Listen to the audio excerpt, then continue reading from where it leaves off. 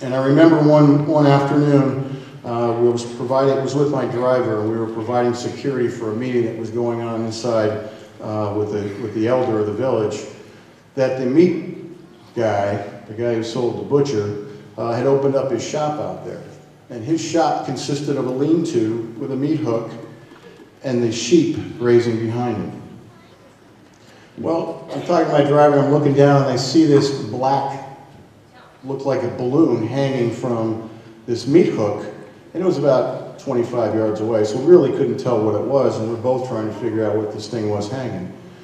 A local walked up there. They started talking to the butcher. The butcher went and reached for the black thing that was hanging there, and it wasn't black anymore because the flies flew away.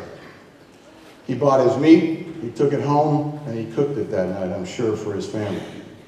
So can you imagine what it'd be like for a teenager over there, and some of the things that we enjoy today? Well, in 2009, when we went over there again, I can tell you that the infrastructure, there is a police force. They are providing security. They are doing their elections.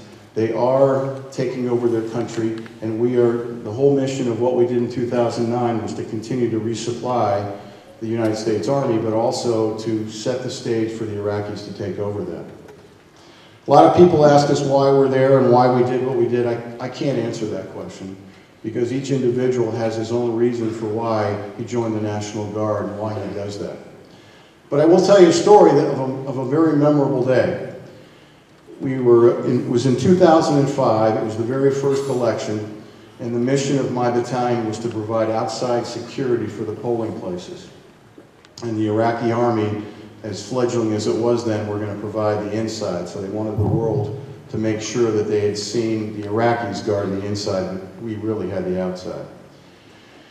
We got on station at 6 o'clock in the morning. The polls were going to open at 8, and I expected to see a flood of Iraqi people going to the polls, because this was the big thing. This was the reason why we were there, for them to hold an election. Well, it was 8 o'clock and no one was out in the street. It was 8:30. A couple people started to come out. About 10 o'clock in the morning, people started going to the polls, and we started hearing the reports of bombings going off the city, because we knew that they were going to try to disrupt the elections. Bombs are still going off. It's 11 o'clock in the morning. People are starting to go in vast numbers to the polling places. And they started coming back, and they started waving their finger at us. And their finger had this blue dye on it, and I thought they were flipping us off, because no one bothered telling us that it was really the sign that they had voted. About 12:30 that afternoon, a young Iraqi kid came out. He was probably about 6 or 7 years old, and he had this soccer ball in his arm. And I'm standing out in my full battle gear in front of my vehicle with my M4 rifle, my 9mm, and this kid just smiled and looked at me, and he dropped the ball and he kicked the ball. So I stopped the ball, and I'm not a soccer player, but I kicked it back. And this kid and I, we kicked the ball back and forth for about 7 or 8 times, and then the teenagers came out. Then the teenagers started kicking the ball back and forth with us. And they knew that I wasn't a soccer player by then.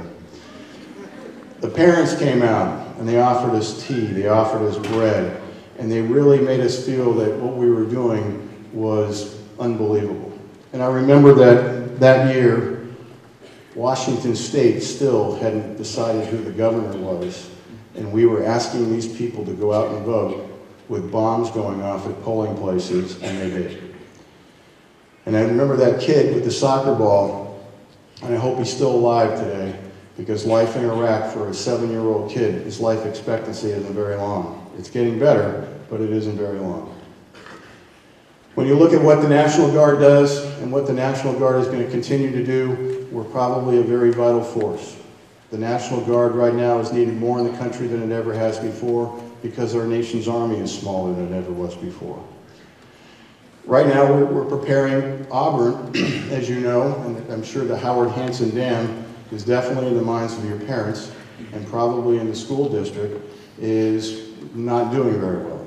As a National Guard soldier, what we're doing is we're starting to prepare for the dam. We're equipping our helicopters with winches, we're preparing our vehicles for high water training, and that if I made the call at Friday night, this Friday, I know I would have 200 soldiers at the armories that would leave their jobs and come out here and help serve the people of Auburn and whoever it was. That's the dedication of your National Guard soldiers.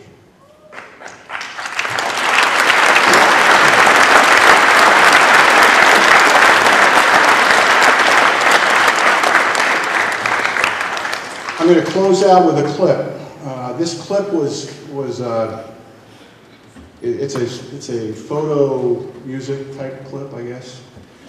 One of my soldiers' daughters is a singer-songwriter, and in various conversations, the weather in Iraq is anything but pleasant.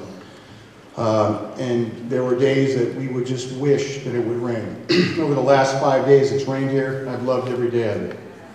Because when it's 130 degrees out and you're in a dust storm and you can't see from here to that wall and you're breathing dust, it's not a very pleasant place to be. So we wished it would rain. Well, his daughter wrote us this song, and one of my other officers' wives put a collection of pictures together to go with the song. What you're going to see is the place where we were stationed. It's a place called Camp Ramadi. It was in Anbar province. We were working for the United States Marine Corps, so you'll see some Marines in there as well. But you'll see the places we stayed. There'll be a big picture where our headquarters was. And you're going to see the faces of soldiers. And these soldiers are the teachers that are back in their jobs now. They're back. They're the police officers. They're the state workers. They're all those people that served for a year and are back with the community. There's one picture that you're going to see in which you see this wall of dust that came in. That actually lasted for 3 days. So there's some unbelievable things in there. So anyway, I'm going to close out by, I'm thankful that I'm here today with you. I'm very grateful. I want to thank you for your time, and God bless America.